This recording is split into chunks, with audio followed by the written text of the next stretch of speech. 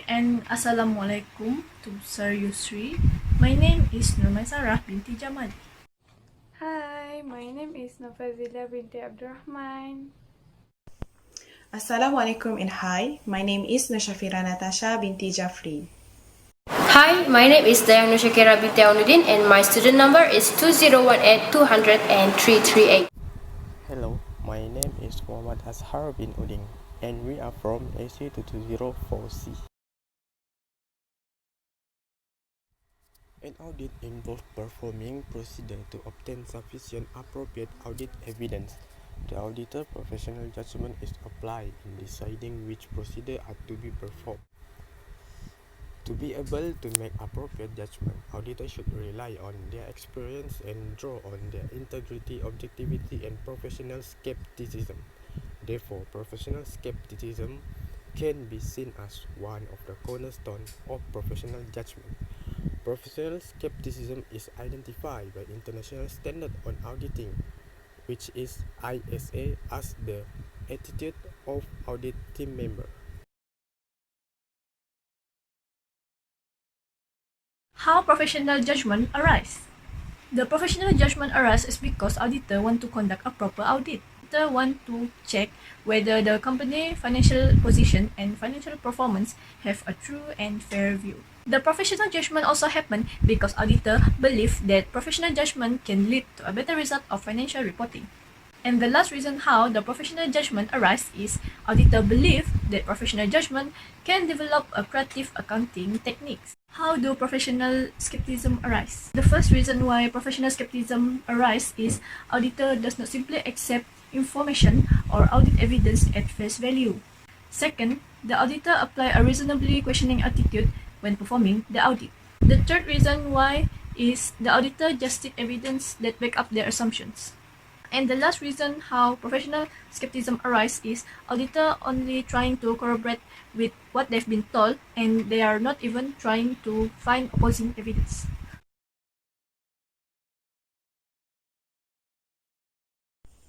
The possible problem that might arise when applying professional judgment in auditing is first, in the aspect of confirmation, the auditor might put more weight on information that is consistent with his beliefs or preference. In other words, the auditor will not consider other alternative explanation of opposing case. Next, in the aspect of anchoring, the auditor make assessment by starting from an initial value and then adjusting insufficiently away from that value, which means the auditor did not solicit input from others. Meanwhile, the possible problem that might arise when applying professional skepticism in auditing is first, the auditor may not skeptical enough or did not applying an appropriate level of professional skepticism in carrying out their duties, especially where there are risks of fraud. For example, the auditor did not consider overall sufficiency of evidence in order to support their audit opinion. Last but not least, the quality of audit may suffer if the auditor are overly concerned with the professional skepticism.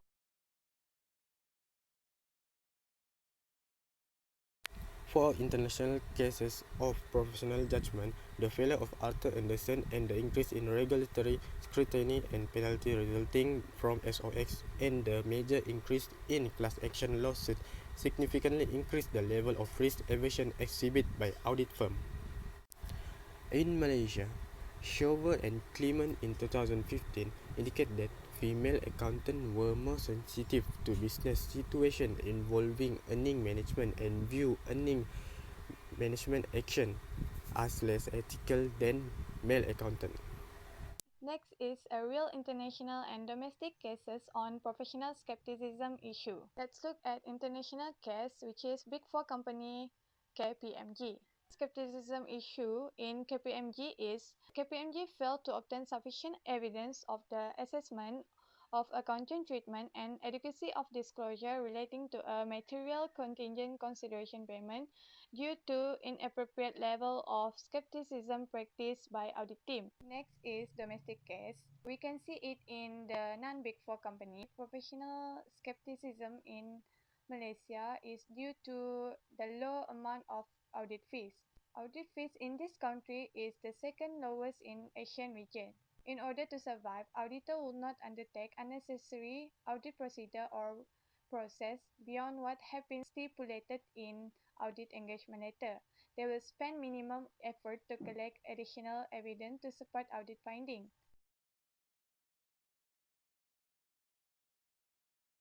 So I would like to discuss about the possible actions need to be taken to handle the issue of professional judgment. So there are 5 basic actions can help auditors arrive at sound judgment, professional judgment. The first one is identify and define the issue. This is not always as easy as it sounds, and it depends on the ability to consider multiple perspectives, including information that contradict management assertions. Second is gather the fact and information and identify the relevant literature. This is not limited to learning the company's version of events through discussion. Critical assessment of evidence such as contract, memoranda, calculations, meeting minutes, and external information is also part of the process.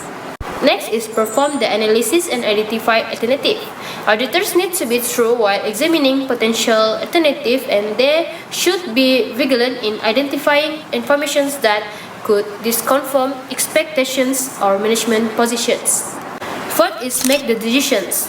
If a supportable judgment process has not been followed, the auditors might need to reconsider the process and the evidence obtained.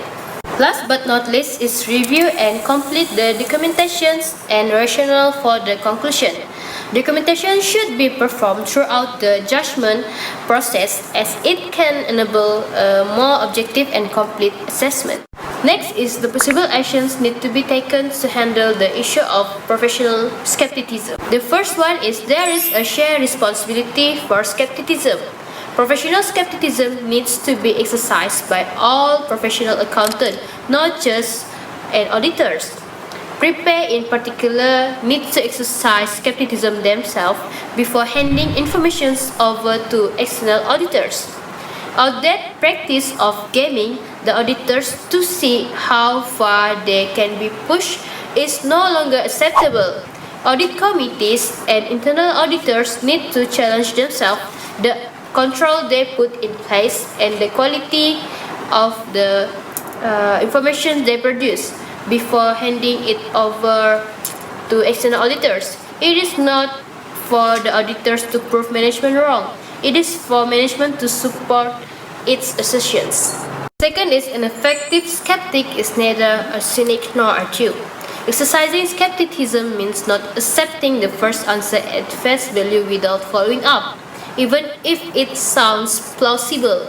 It also means not asking questions and ad infinitum because real audits have deadline.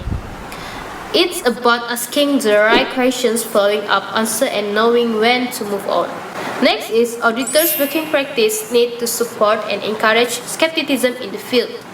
Budget, deadlines, working practice, and methodologies should not impede the exercise of skepticism.